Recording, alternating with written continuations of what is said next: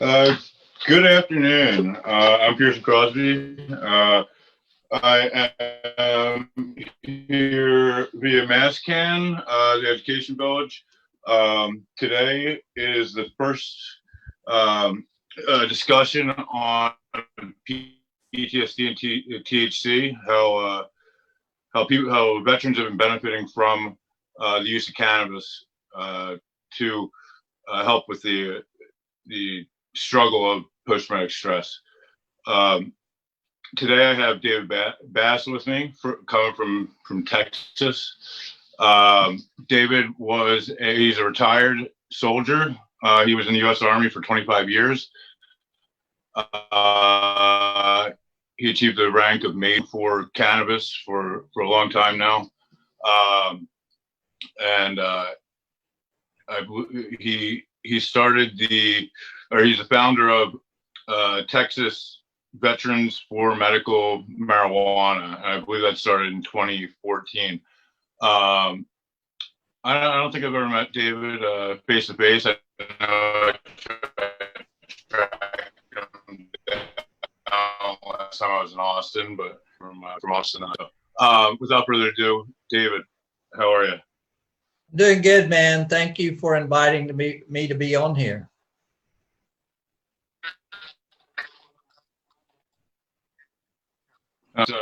It's something that how necessary it is. We have so many. Pearson, you're cutting out. So many veterans that could potentially be. Can you hear me all right? Yes, I hear you now. No. It's cutting okay, out. Cool. So, cutting out. One second.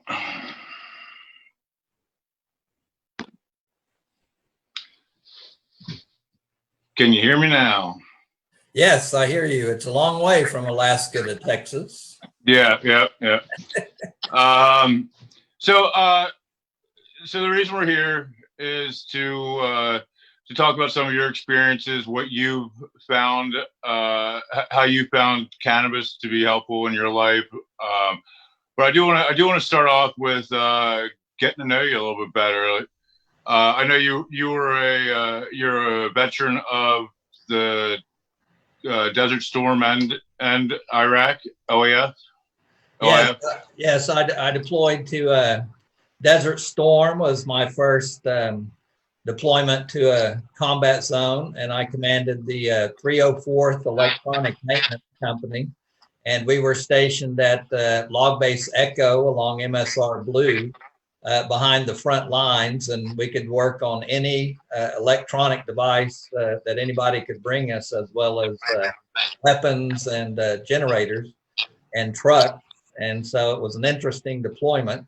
But I was not in direct combat because we were a logistics.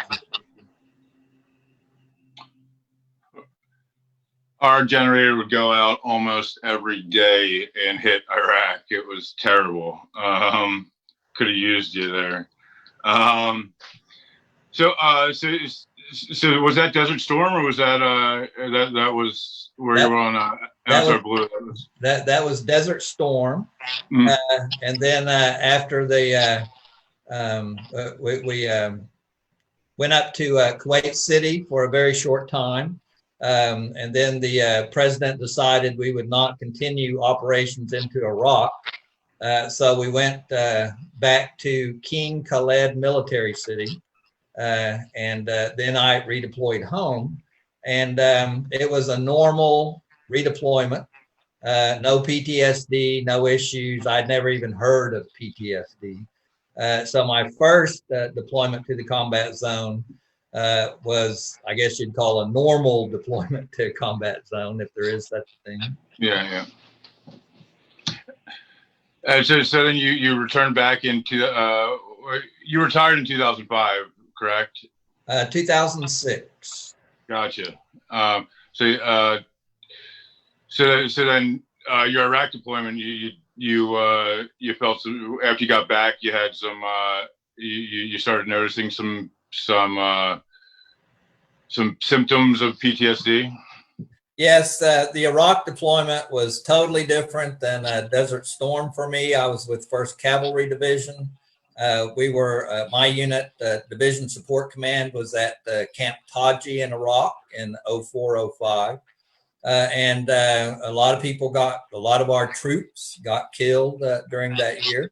It was hard fighting just about every day because the insurgents did not want 1st Cavalry Division in Baghdad.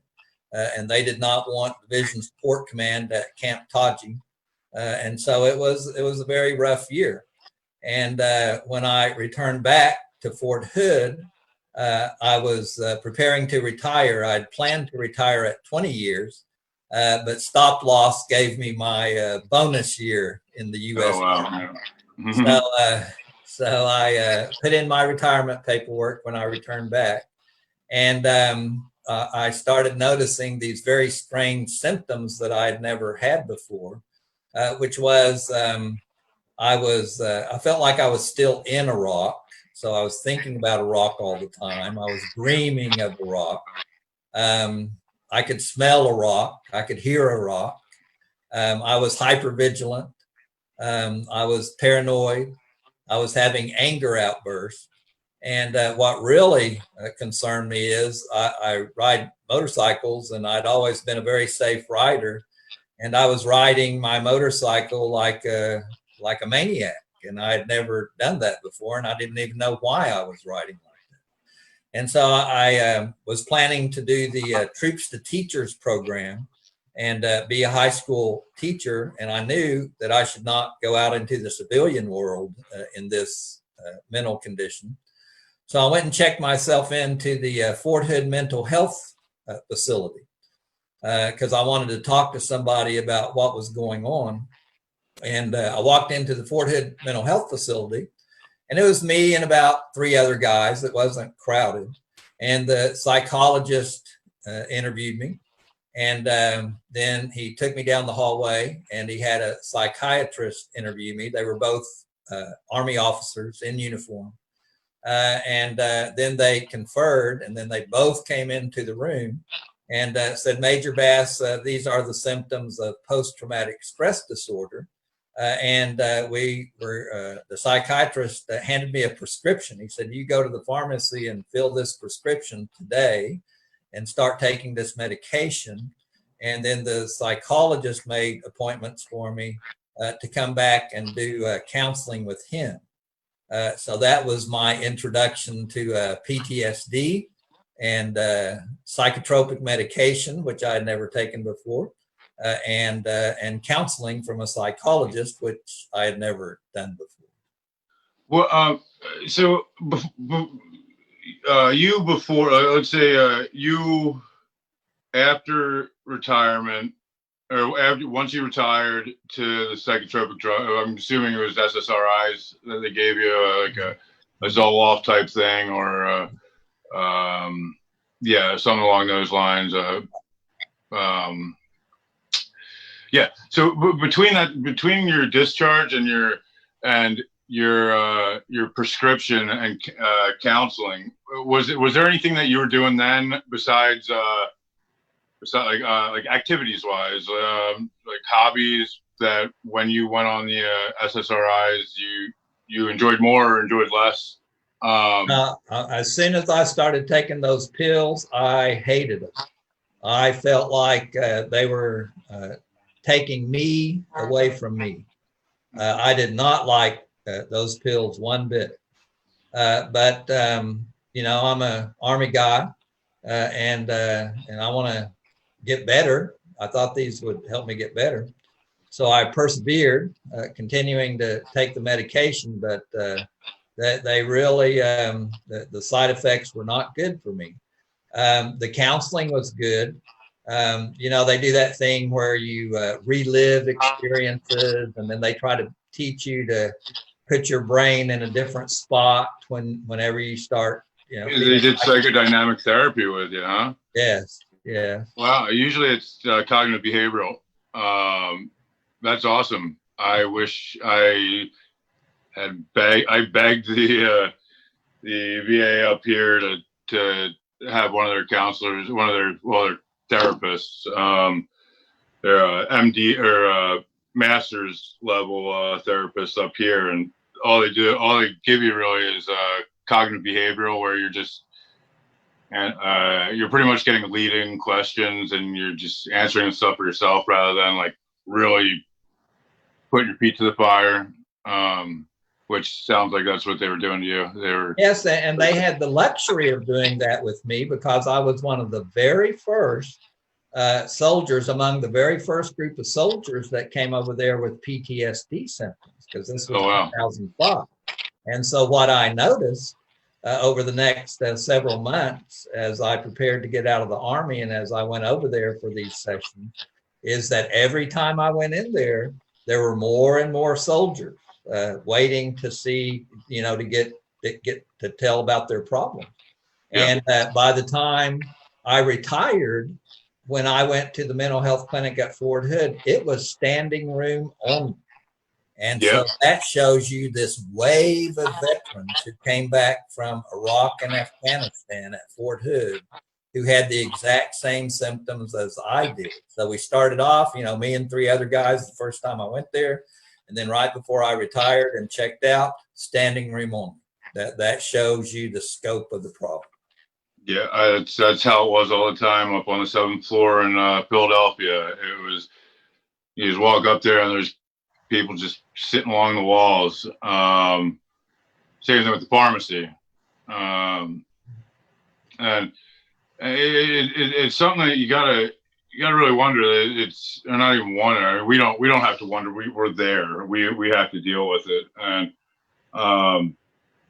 the lag, I don't know. It's they can't find enough doctors, or they don't want to hire enough doctors, because it seems to me that they're able to get the funding for stuff like that. They'll tell you they won't. They're not able to. But I the past few times at the past few years, I believe the VA's budget has been up to almost consecutively. Now in Alaska, we don't really have we're the only state that doesn't have we're one of 2 states that don't have a hospital or a medical center. Oh, I didn't know that. Wow, that's amazing. We have the most veterans per capita in the United States. Every 1 out of, I think it's 1 out of 9 or 1 out of 11 people you walk by in Alaska is a veteran. And they don't have a VA facility. No, we got to go on. We have to go on base to a clinic that we rent off of Fort Wainwright. And so if you have any type of charges, like a felony charge or anything like that, you're not allowed on base, so you can't even go on there. We do have a vet center, but the vet center is only for combat veterans, which I mean, I can go to it, but there's a lot of veterans that can't. A lot of the post Vietnam, pre GWAT or Desert Storm, they can't go to the vet center. It's for combat veterans only. Now we have I think myself and 2 or 3 others are veteran service officers in the entire city. Wow. And I'm not that good at it, so it's tough. I mean, I was going to the VA down in Philly 6 days a week, pretty much, when I was getting treatment for opiate addiction. But yeah, it's crazy, especially with a big military town. I'm assuming Fort Hood is, right? Yes, Fort Hood is your typical military town, very wild in a lot of ways. And I live in a military neighborhood. Almost all my neighbors are either active duty military or retired military. And a lot of the civilians work out at Fort Hood. Yeah. It's similar to here then. We're just a little bigger than you guys are. think 2.5 times. Sorry, I'm just getting shit. Have you always were you born and raised in Texas? No, I'm from Oklahoma. I joined the Oklahoma National Guard, the 45th Infantry Division, in 1985 in 1981 to get money for college. And I'd been playing drums in a rock and roll band and decided that spending my life in bars playing drums probably wasn't the best thing to do for me. So so I was very excited. A friend of mine was in the 45th Infantry Division, and he said, "Hey man, you're going to love it." And so I went and joined up. They sent me to Fort Benning, Georgia, for infantry training in the summer of 1981. And the first 2 weeks, I was like, "I'm not loving this." But no. I'm wondering if you punched your buddy. No, but I tell you what, once we got out there on the rifle range and once we started throwing hand grenades, and I was like, "Oh yeah, I do like this. This is cool." Yeah, it's one of the few places you can throw hand grenades. Yeah. So once I made it past the first 2 weeks, I was good. I liked it, and so cool. I came back and I was in the first of the 279th Combat Support Company in Tulsa. And I became the TOW platoon leader back when we had TOWs mounted on. Yeah. The ultimate suicide units. And, but the Marine Corps still had. I think the Marine Corps still has 0350. What are they? 0352s was the MOS designation for tow gunners. Yeah. I don't know if they phased them out, but they were definitely tow gunners when I got in. I know the Army phased them out a while before we did, if we did. Yeah, it was good. I loved it, and I loved being in the National Guard. And then once I finished my college at the University of Tulsa, I applied to come on active duty, and I was accepted in 1985. And I got a letter in the mail. And it said, "Welcome to the U.S. Army Signal Corps." And I had to go over to my professor of military science. And I said, "Sir, what the hell is the U.S. Army Signal Corps?" I'd never heard of it. But I found out soon enough when I went to Fort Gordon. So I spent my active duty career as a signal officer, mainly in combat arms units, which I loved. I was in armor. I was in aviation. I was in 2ID in Korea. I was in the 1st Cav. I was in field artillery units at Fort Sill. So I enjoyed my career. I had a lot of fun. That's great. Yeah, it's not 25 years, man. That's I don't know. I sometimes wonder where I'd be if I probably know where I'd be if I was still in. I guess I would have been in for. I got in 2004, so 16 years. Yeah. I'd be close to retiring too. You'd be close to retiring, and you would have deployed to Iraq and Afghanistan over and over and over again. Oh yeah. Well, I don't know. So right before I got out, I went through MARSOC's INDOC, the Marine Special Operations Command. I passed that. I got through it. They passed me. So, yeah, I decided to not take them up on I think my bill. I got promoted to staff sergeant in those years, and then, man, they were offering me 6 figures to stay in. I was just like, I know I'm going to get in trouble if I stay in for another 4. I'm just going to throw in the towel, and Yeah, you got to know when to hold them and know when to fold them. Yeah. No, I'm glad I did. I'm glad I got out. I enjoyed it. And the Marine Corps made me a responsible person. I can't say that I'm responsible now, but I was for a little while I was in, I guess. Yeah, I mean, that's why I joined the Army. I was in a band, drinking, drugs, the whole thing, and the Army really turned my life around, and I'm very, very, very grateful to everything that I learned in the Army, and it made me a much better person. Good. Yeah, it's something that if you're able to realize what good comes out of it as a internal thing, I see the difference in people that are just like, oh, screw the Army, screw that, or screw the Marine Corps, screw the military, right? But I don't think they realize what the potential, what they could have gotten out of it if they really wanted to. Like I've always been curious about the people that are like, no, I don't want to be in a leadership position. I don't want to do this or that. And it's like, well, you're gonna have to do a lot worse work if you are the bottom of the totem pole, you know. Yeah, that's how I decided that I for sure wanted to join ROTC is when I first joined the 45th Infantry Division, and my very first weekend drill, we were out in the hot sun digging foxholes. I was like, this is tough work here, being an infantry soldier. Oh man, yeah. I mean, when I was on forward operating bases, my first deployment, my second deployment, I was on a platoon-sized combat outpost, and I never had to burn shit once. Never once. Even the XO and the Gunny was doing it on Christmas. Yeah, I did. I had pretty sharp skates, so I just know how to use them. Yeah, so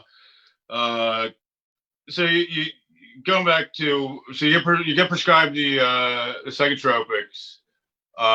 You get into therapy. You said the therapy helped a little bit. And you hated the prescriptions. I for one hated them all, so I was also prescribed them. And it's something about and I was drinking heavily.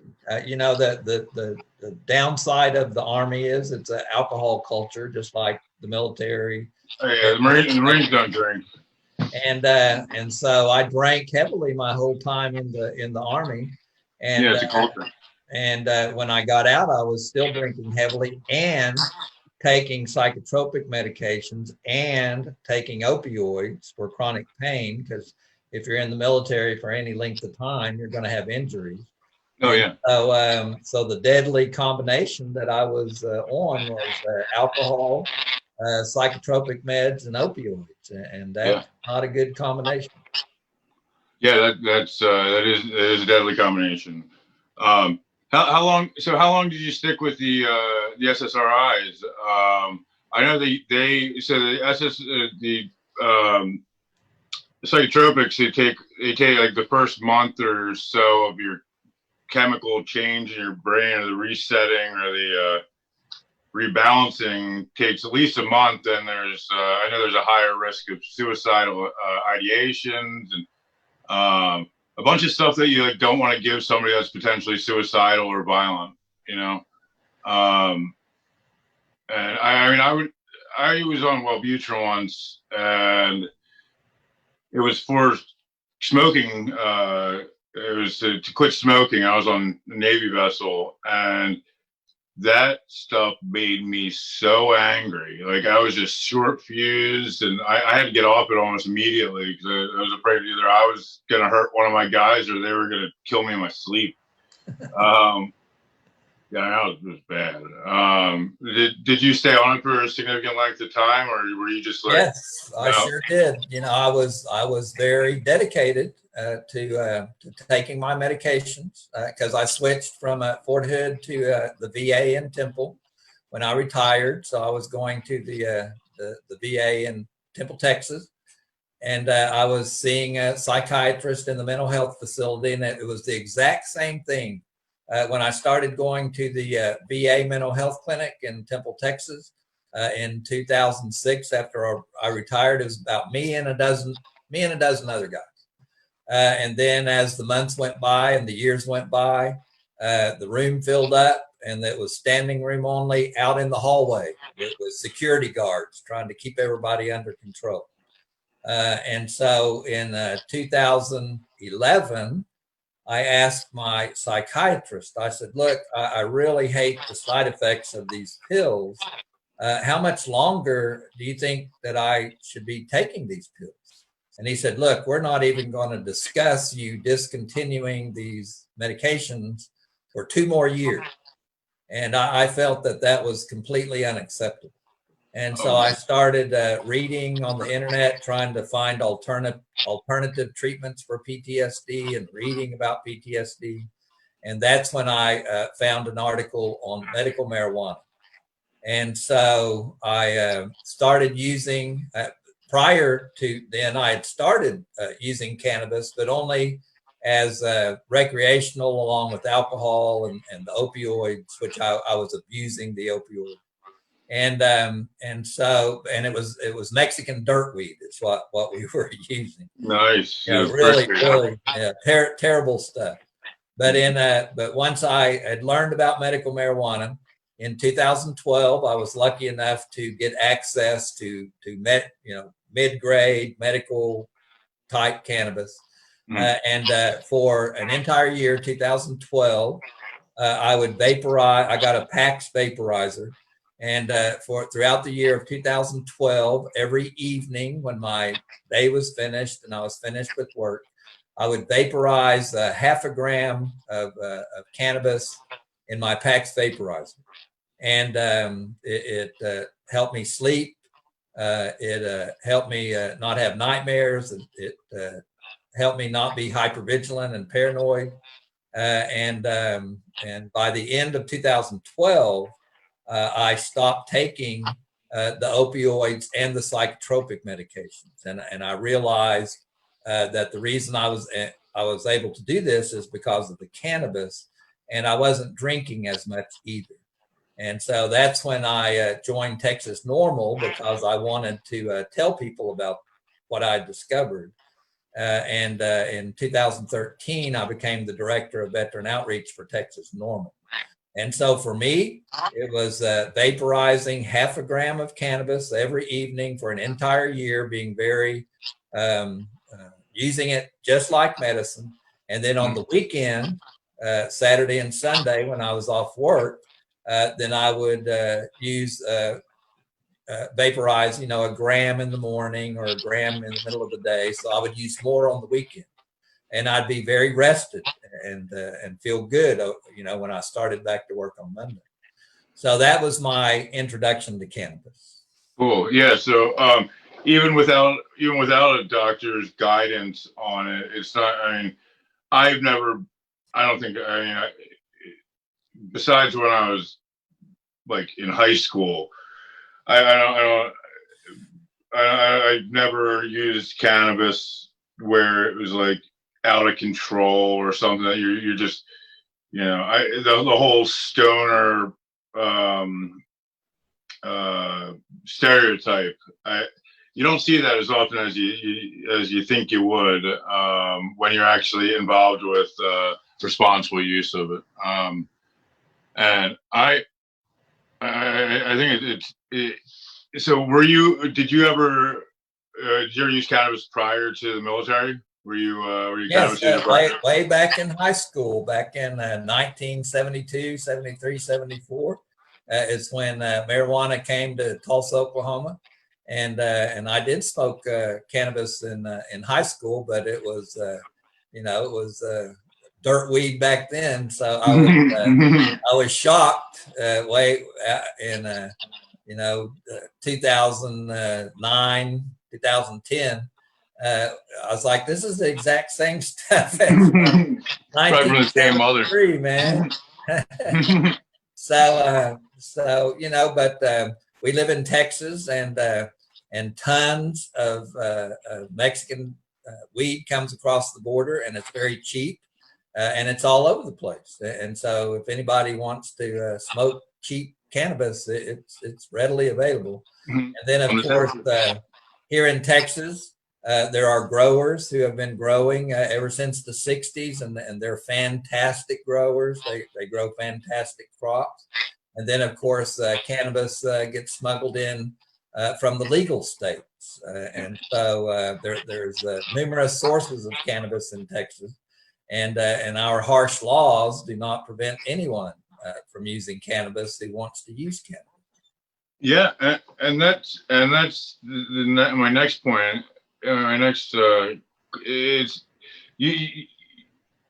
So Alaska's recreational. When I got up here, we were just 5 years ago. We were just pushing through the citizen vote, and it got approved. But it's been recreational here. Excuse me, it's been decriminalized here since '75. So 1975, cannabis has been decriminalized. So there's this completely different outlook than what you're describing, what I'm sure it is in Texas and how it is in Pennsylvania.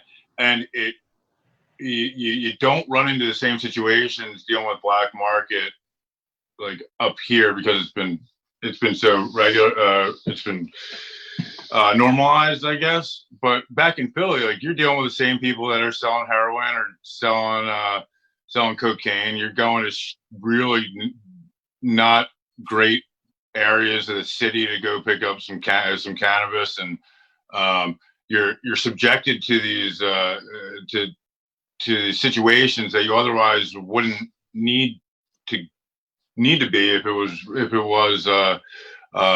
medically available to you, which is it's dangerous, you know. And this is, like I said, this is why I'm sick of fighting for it. I'm not going to stop until we have the access. But I'm sure I'm sure you're frustrated as hell.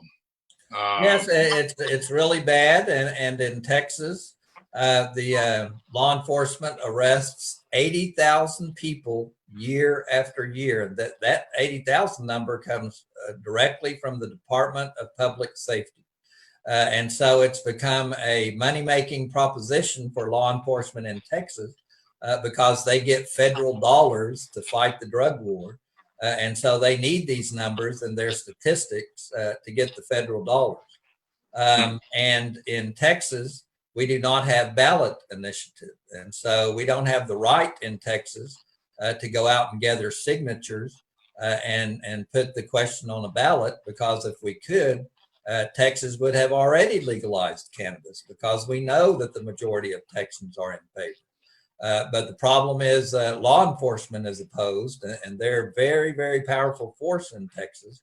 And then very ultra conservative Republicans believe that we should legalize cannabis, because ultra conservative Republicans actually believe in the Republican idea of keeping the government out of our personal lives. And so we've made great progress with the Republicans. Of course, the Democrats are on our side.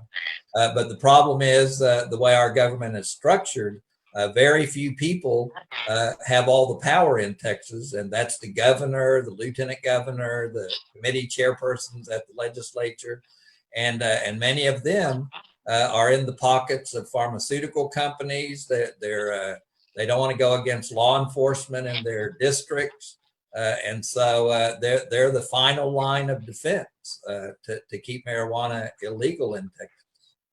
Yeah, and even if they aren't in the pockets of the, let's say they're not in the pockets of the pharmaceutical companies. If cannabis becomes legal, how many jobs do you think they're going to lose as law enforcement? How much less work are they going to have? You know what I mean? That's one of those things that really gets me. That really has me, like, gets me thinking about. Like, well, you're not even in it to help out your communities. You're worried about having this job doing stuff that isn't actually moral. I mean, I don't know if that came out right, but I have this the idea where you said they're arresting 80,000 people a year for small amounts of cannabis. 80,000 arrests every year. That's directly from the Department of Public Safety numbers, and of those, 95% is a small amount, 4 ounces or less. Yeah, that just drives the machine, I think. What other crimes do they get more? Are there any? I'm just curious. You know if there's any other crimes that are arrested at that amount? Oh, no, oh, no. Every statistic shows that the number one arrest statistic in Texas is marijuana possession. That's number one everywhere, to include in Killeen, in my town. Oh, I mean, there you go, and that's it. They're worried about the jobs, not worried about the civilians.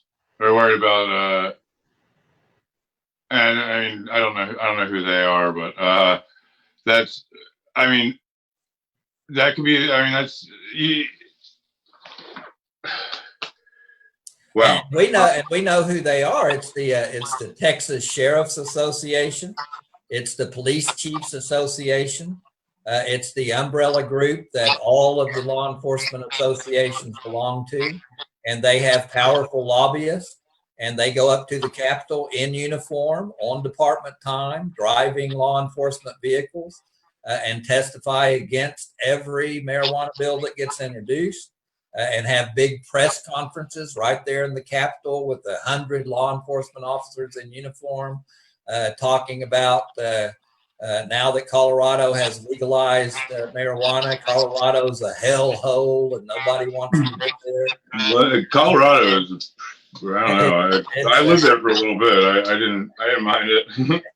Yeah, I mean, it's just crazy propaganda, and it's the same old reefer madness that's been going on in Texas for years. And that's incredible. I mean, it's incredible how ignorant people can be to something like this. It's well known that you're not going to go out raping people when you smoke a doobie, or what was the poster for Reefer Madness? If you smoke it, you will kill. Yeah. People going around like pretending like they're thinking they're dogs. Like, that's why I take coyote. Well, when I got out of the Army, I was a military guy. I'm a biker. I started meeting stoners, right? And I was like, man, look at all these stoners. But what I came to realize is these people are perfectly harmless, but almost every one of them has some kind of record that they got arrested at some point for possessing cannabis. And they're like the least dangerous people in the whole world, right? These are the people that are getting arrested, and they're the people that least need to be put into a jail. They're totally because you're making them. You're putting them in a situation of violence, and you're making them be introduced to this type of violent behavior, and it's like going to war. Like, I mean, that's PTSD. I mean, like, I mean, I would definitely choose going back to war rather than doing a stint in jail. I mean, sure. I mean, that's pretty obvious, but I mean, it's like the loss of your human dignity. Like, the first thing that goes on when you go to jail is you're literally sexually assaulted. But it's okay because it's the government doing it to you. Yeah. Bend over, like, take off all your clothes, bend over, spread your cheeks, and if they don't think you spread your cheeks enough, they're going in there to check it out, and it's like non-violent offenders. I just think it's the last place you should put them. Yeah, and in Texas, these 80,000 people, almost all of them eventually plead guilty and make a plea deal, but they have that conviction. They have that conviction. And in Texas, every single one of them lose their license for 6 months automatically. And then all the other terrible repercussions. So if you lose your driver's license, how do you get to work? How do you buy groceries? How do you take your kid to daycare? So the government immediately takes away their driver's license, and now they're extremely handicapped just functioning in society. Just because they possess marijuana. Yeah, I mean, it is the system is designed, whether it be on purpose or by just how it is.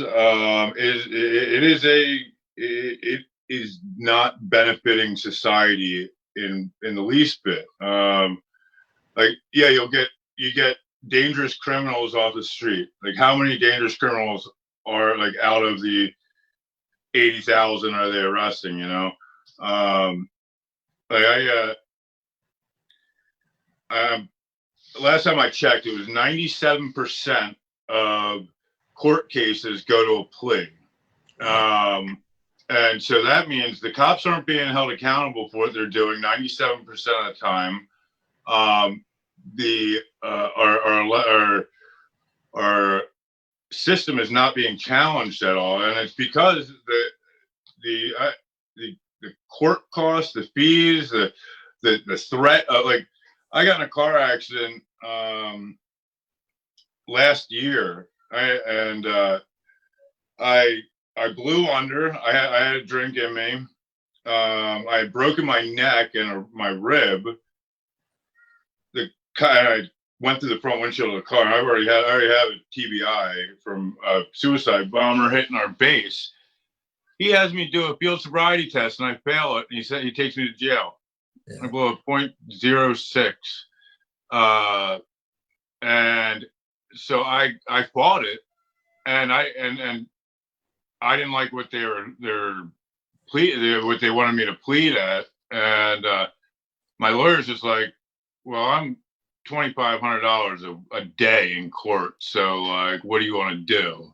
And I'm like, well, I guess I'm screwed then, because, you know, looking back on it, after that, I started really studying law and the Constitution, and it's something that I wish I had taken. Like, in the beginning, it was like, oh, this is a slant. Like, yeah, you're fighting that, right? Like, yeah.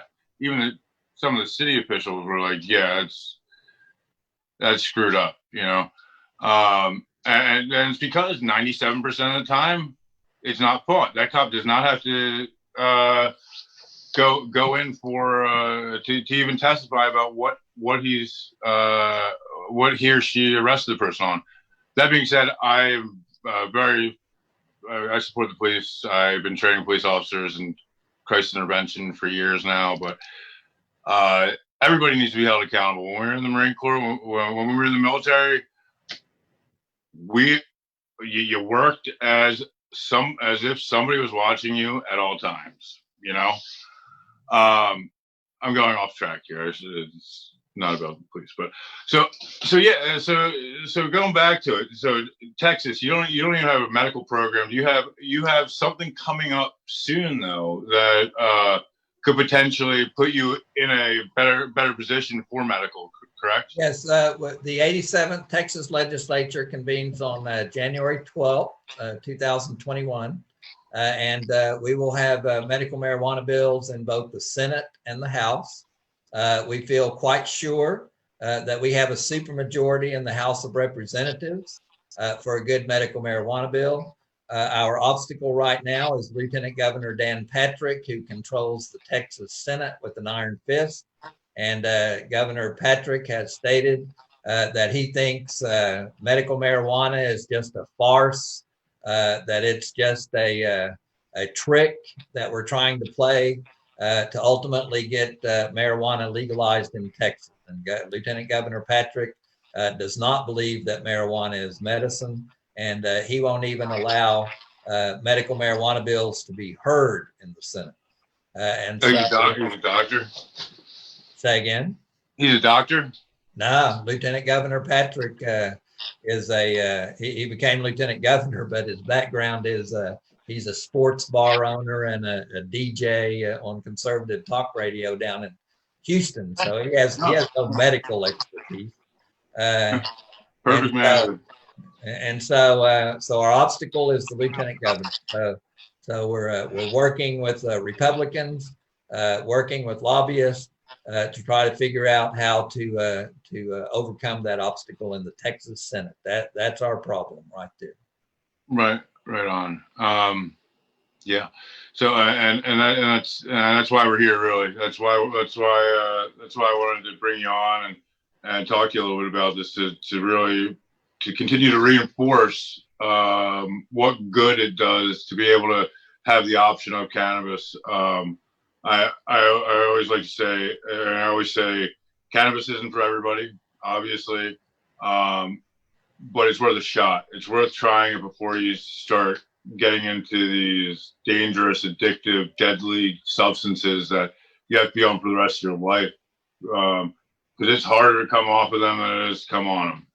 Yeah, I believe that if I had not discovered cannabis in 2012, I would be dead right now because I would have either drank myself to death with alcohol, or I would have committed suicide because I was so depressed and had lost hope taking these pills. And so I have no doubt that opioids, psychotropic meds, and alcohol would have killed me by now. And I thank God for cannabis. I think cannabis is a gift from God and a gift to me because cannabis is the reason I'm sitting here, getting ready to turn 65 years old and getting ready to go work out at the gym after we get finished here, and leading a happy, productive life in my community and in my state. The reason is cannabis. And the legal alcohol and the legal pills were going to kill me, but illegally using cannabis saved my life. Yeah. I mean, it's I'm glad you decided to go to the dark side with the whole cannabis stuff. Yes, I felt like I really had no choice, and that's what I always say to our legislators: is I break one law in Texas. The law I break in Texas is possessing and using cannabis. But to me, I'm making a logical choice to engage in civil disobedience because this is my health. And I tell the Republicans, I hear you guys talk about medical freedom all the time. Well, what about my medical freedom? Yeah, pursuit of happiness. Use this medicine. Yeah. I mean, it's inalienable right to be able to live and I know it says somewhere in a document for the United States of America the pursuit of happiness, right? Exactly. That's it. Life, liberty. Cannabis gave me my life back. Liberty. There is no reason that the government should be throwing people in jail for using a plant. And pursuit of happiness. Using cannabis has made my life very fulfilling. And so the government's in the wrong here. Truth is on our side. Yeah. No, I mean that's it. It's an unjust law, and people are suffering. So many people are suffering every single day because of this. Because they, just because they're smoking a plant or they need to use it for people's kids are taken away from for using cannabis. Like we can go and get a deal. It's good friends of ours over in Copper's Cove, which is the next town over here in our Fort Hood community. One evening, they had become proponents for medical cannabis, and one evening the police came and knocked on their door and said, "We're coming back tomorrow with CPS, and we're going to take your child away because we think you're using marijuana." And they put themselves and their child in their car that night. And she's an Air Force veteran. They put themselves and their child in the car that night and fled to Colorado with just what they could put in the car.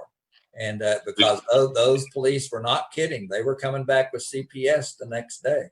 And it was because they had become advocates for medical cannabis. And that little town wasn't going to put up with it. So it's no joke. People are paying a heavy price just for medical cannabis in Texas. And last thing, we're gonna wrap up here. I know you got to get to the gym. It's about that time. So, I mean, there's nothing I could even think of that is like compares to the irrational reason, like the reasoning behind why cannabis is still illegal. I mean, there's no other laws, nothing I can really think of that's on par with the stupidity of cannabis being illegal or regulated like it is, or Schedule 1. It's crazy. I mean, like, most laws are there to protect at the end of the day, to protect the civilians, the citizens, and go by their and live up to the standards and of the community.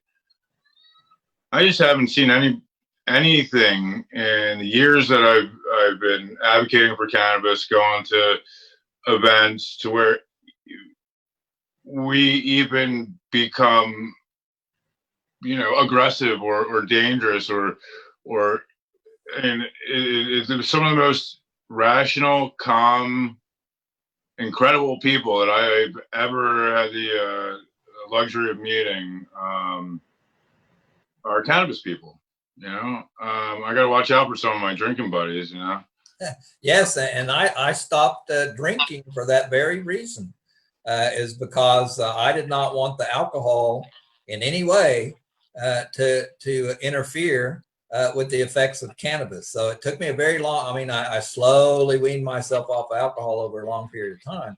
And I know I'm not telling anybody else to stop drinking beer or whatever. But for me, I wanted to make sure that under no circumstances did alcohol interfere with the good effects of cannabis on my mind and body. And so that's why I stopped drinking. It is so that I am only using cannabis. That's awesome. And then you can absolutely say for certain that's what you're putting in your body. It's nothing else that's really doing it besides. That's not a thing. It's cannabis is very helpful to an extent, as long as you're able to go work out also and have a good outlook on life. It is not a cure-all. It's not something that's what gets me so much, is that it's not anything wild. It's not like you're not the intoxication, the psychoactive effects of it is not something that society should have to be worried about, nor should have ever been worried about. And it just needs to. We need to come to this realization that it's these people that are blocking this and really just doing whatever they can for some reason that I can't even. I mean, besides getting money, it's. I'm at a loss for words, actually. Well, we're winning one state at a time. I just saw that Arizona's going to have legalization on the ballot. I believe, if I read correctly, Montana might have legalization on the ballot. So, but the thing is that we're losing guys every day. Yeah. We're losing veterans. We're losing people every day because they're not able to use cannabis. I can't tell you how many. I've been working as a peer-to-peer mentor in one way or the other for a decade now. I can't tell you. I stopped counting at 50 suicides of people that I was either working with, or I've worked with, working with, or were close with. In some form or fashion, and quite a few of them mentioned I wish I could just come home and smoke a joint. I wish I could but I'm just, or their wives telling me this after they're dead, and whether it be them doing something very risky while they're using something else that they could have been using cannabis for, and it kills them, or driving out into the desert and put one on their head.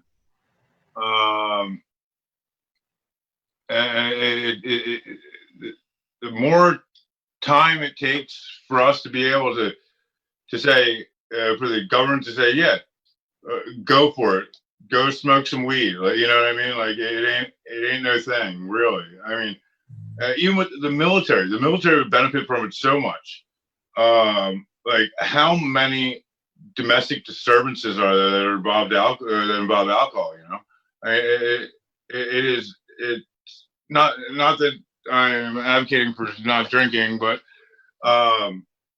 it's another outlet. It's another choice that they'd have with very low chances of it making the situation worse.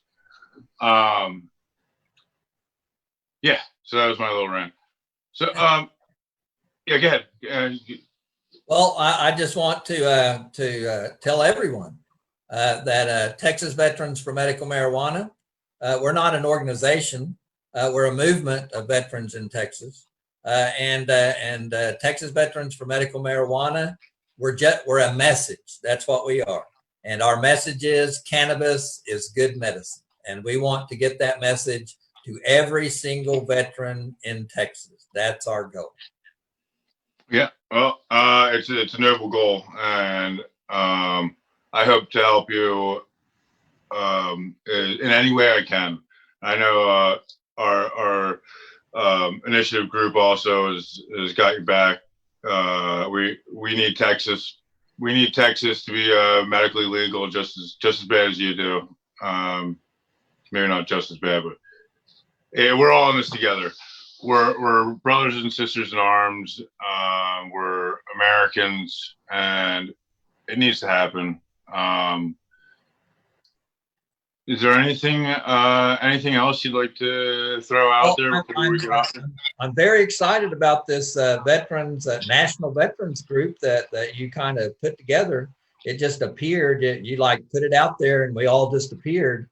And this is amazing for me to participate in these conversations and hear the stories of veterans all over the United States. It's very encouraging how hard veterans are working in every state in the United States to achieve justice for veterans and medical cannabis. So I'm really enjoying being part of this national group of veteran leaders that you put together. Oh, it was Robert put it together, yeah. And I started the Facebook group, and Rico has really been.